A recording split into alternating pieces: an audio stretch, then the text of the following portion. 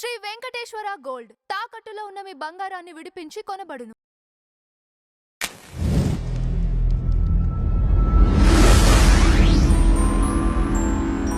సాయి లీలలు అని హ్మ్. వింటూ ఉంటాం. హ్మ్. సినిమాల్లో చూపించినట్లు చేత్తో ఈ ఈ తిప్పటం కానివ్వండి, ఇట్లాంటివి కాకుండా మీరు కొన్ని చెప్పండి నాకు. ఏవి ఇలా ఆయన నేను చేసిన చెప్తాను. లీలలు. ఒకటే బెస్ట్ ఎగ్జాంపుల్. ఓకే. లీల అంటే సింపుల్. ఉమ్, ఇప్పుడు మనకి భూత యజ్ఞం అని ఉంటది. భూత మహాయజ్ఞం అని చెప్తాం యాక్చువల్లీ. ఇప్పుడు నేను ఒక యాగం చేయాలి, సుబ్రహ్మణ్య స్వామికో వినాయకుడికో హోమం చేయాలి, ఇవన్నీ. ఇప్పుడు రామాయణానికి మహారామాయణం అని లేదు, భారతానికి మాత్రమే మహాభారతం అని ఉంది, ఎందుకంటే అది పంచమ వేదం కాబట్టి. అట్లనే డబ్బులు పెట్టి చండీ హోమం చేస్తారు, చాలా చేస్తారు. దానికి దేనికి కూడా ముందు మహా అని ఉండదు. సుదర్శన మహాయాగం ఎట్లాంటివి ఏమి ఉండవు. కానీ ఇంట్లో కూర్చొని చేసుకునే 5 యాగాలకి మాత్రం మహాయాగం అని పెట్టి దానికి పైసలు ఖర్చు పెట్టాల్సిన అవసరం కూడా లేదు. ఉహు, ఇంట్లో కూర్చొని పురాణ ప్రవచనాలు వింటున్నాం, అదొక మహాయజ్ఞం అన్నట్టు. ఇంట్లో మనం వండుకున్న ఫుడ్ ఉంటది. ఇప్పుడు చాలా మంది అంటారు సనాతన ధర్మంలో డిస్క్రిమినేషన్ ఉంది అని. ఉమ్, నేను గుడిలోకి వెళ్ళొద్దు అది అంటే ఇట్లాంటివన్నీ మాట్లాడుతూ ఉన్నారు కదా. ఉన్నాయి, బట్ యాక్చువల్లీ వాళ్ళు కూడా చేయాల్సింది ఏంటంటే ఈ పంచ మహాయజ్ఞాలు ఇంట్లో కూర్చొని చేసుకోవచ్చు. ఎట్లా అంటే అందులో ఒకటి సాయిబాబా నిత్యం చేసేవాళ్ళు అది. సో మనం ఇంట్లో ఏదైతే ఫుడ్ వండుకుంటామో ఆ ఫుడ్ తీసి కొంచెం పక్కన పెట్టి పక్షులకో జంతువులకో పెడితే అది మహాయజ్ఞం, భూత మహాయజ్ఞం. ఉమ్, ఎందుకంటే ఆ పక్షి ఒకటి ఉంది అంటే దాంట్లో ఒక ఆత్మ ఉంది, దాంట్లో ఒక జీవుడు ఉన్నాడు. ఈరోజు అది కాకిలాగా ఉంది, ఒకరోజు అది నాలాంటి శరీరం తీసుకుంటదేమో కదా. Okay, okay. సో అది ఫుడ్ తిన్నప్పుడు దాంట్లో ఉన్న జీవుడు సంతోషిస్తాడు అన్నట్టు. ఇది ప్రతిరోజు చేసే పంచమహాయజ్ఞంలో ఒక యజ్ఞం అన్నట్టు, భూత మహాయజ్ఞం అని అంటాం. ఉమ్. ఇప్పుడు సాయిబాబా సచ్చరిత్రనే తీసుకుందాం. ఆయన ఒక ఆమె పిలుస్తుంది, కుక్కకి అట్లా ప్రతిరోజు. ఉమ్, అది కూడా కాదు, ఇంకా ఓకే. సింపుల్ గా చెప్పొచ్చు. ఓకే. ఆయన వెళ్ళకుండా చేసింది. ఉమ్, ఒక ఆమె అంటది, నేను నీకు ఆతిథ్యం ఇస్తా సాయిబాబా, నువ్వు మా ఇంటికి రా ఈ రోజు అని చెప్పి. ఉమ్. సాయిబాబా సరే అని చెప్తారు. ఉమ్, అన్ని రెడీ చేస్తుంది. సాయిబాబా ఆ రోజు వెళ్ళరు, ఒక కుక్క వెళ్తుంది. ఉమ్, సాయిబాబా వచ్చే టైంలో కుక్క వచ్చింది ఏంటి అని చెప్పి కుక్కను వెళ్ళగొడుతుంది. సాయిబాబా వెళ్ళరు కదా, వచ్చి అడుగుతుంది ద్వారకామాయికి, నువ్వు వస్తాను, నేను అన్ని రెడీ చేసి పెట్టినా, నువ్వు ఎందుకు రాలేదు అని. నేను వస్తే నువ్వు వెళ్ళగొట్టినావు అని చెప్తారు సాయిబాబా. ఉమ్. అంటే ఇక్కడ ఏంటి, ఆయన అన్ని ప్రాణుల్లో ఉన్నా అని చెప్పారు. ఆమె ఇంటి కుక్క వస్తే వెళ్ళగొట్టిన సాయిబాబాకి ఎట్లా తెలిసింది?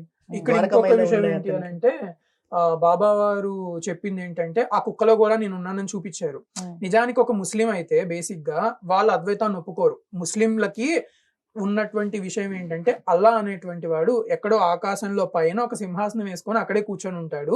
మిగిలిన కింద ఉన్నటువంటి వాళ్ళందరూ ఏంటంటే తక్కువ స్థాయి వాళ్ళు వస్తాయి. అనమాట. ఉమ్, ఇప్పుడు కుక్కలో ఉన్నటువంటి పరబ్రహ్మ స్వరూపాన్ని నేను అన్నిటిలో నేనున్నాను అని చెప్తారనమాట. ఉమ్. సో ఆయన ఆ రకంగా ఒక బోధ అక్కడ చేశారు అని అంటే మరి ఇప్పుడు ఆయన మనం ముస్లింగా చూడాలా, లేకపోతే అద్వైతాన్ని అందరికీ తీసుకొచ్చినటువంటి హిందూ ధర్మంలో ఉన్నటువంటి విషయంగా చూడాలా? సింపుల్ వేలో అద్వైతం ఇంతకన్నా నీట్గా నీట్గా ఎవరు చెప్తారు? చెప్పగలుగుతారు ఒక లీల చేసి. ఉమ్. అది ఇప్పుడు నేను మీకు అద్వైతం చెప్పాలి అంటే ఈజీగా 2-3 గంటలు పాడ్కాస్ట్ చేయాలి. ఉమ్, ఉమ్, ఉమ్. నేను కుక్కలోనే ఉన్నాను, ఇంటికి వస్తే నన్ను ఎల్లగొట్టేవని సాయిబాబా చెప్పినప్పుడు ఇది అద్వైతం కాకపోతే ఇంకేంటి?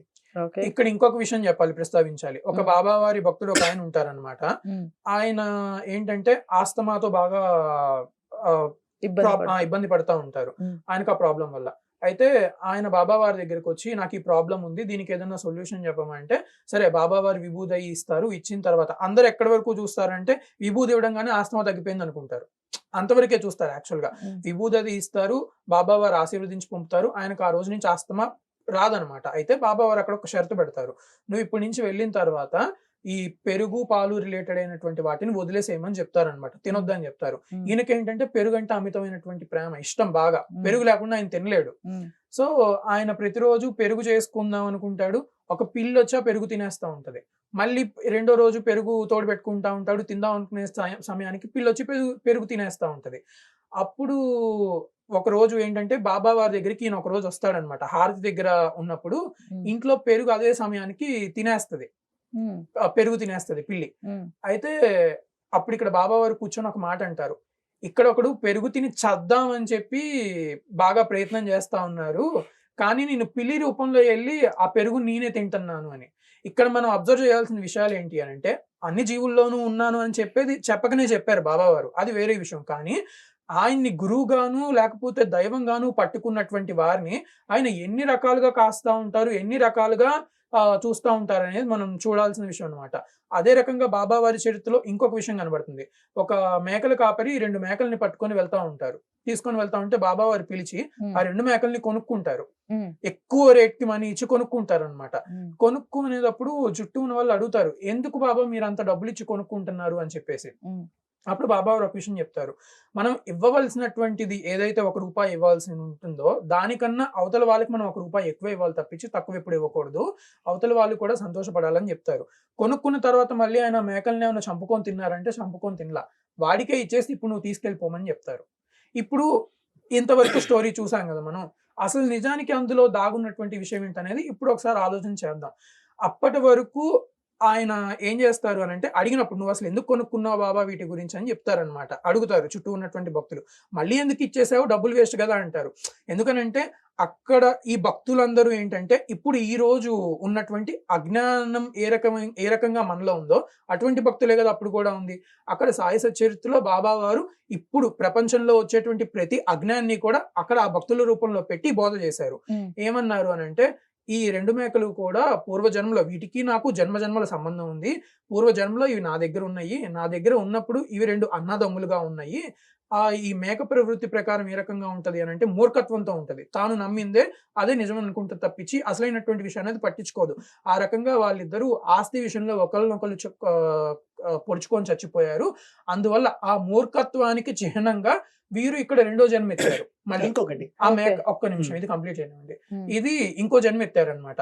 ఇప్పుడు ఆ మూర్ఖత్వం అనేటువంటిది మేకని చిహ్నంగా మన సనాతన సాంప్రదాయంలో చూపించడం జరుగుతుంది అనమాట. అందువల్లే మేకగా వారు పుట్టారు.